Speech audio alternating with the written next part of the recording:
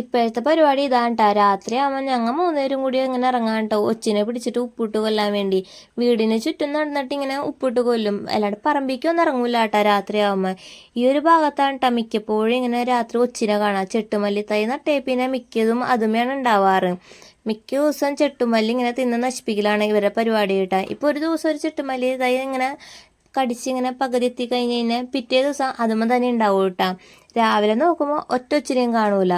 അപ്പോൾ അതേ രാത്രി ആകുമ്പോൾ ഇങ്ങനെ ഇറങ്ങിയിട്ട് ഓരോന്നിനെ പിടിച്ചിട്ട് ഉപ്പിട്ട് കൊല്ലലാണ് കേട്ടാ. ഇന്നപ്പം ഇങ്ങനെ നോക്കി നടന്നിട്ട് ഒരു ഒച്ചിനെ പോലും കിട്ടിയില്ല കേട്ടാ. ആ ഒരു വിഷമത്തിൽ ഇതേ പിന്നെയും പിന്നെ ഇങ്ങനെ നോക്കി ഇങ്ങനെ നടക്കുകയാണ്.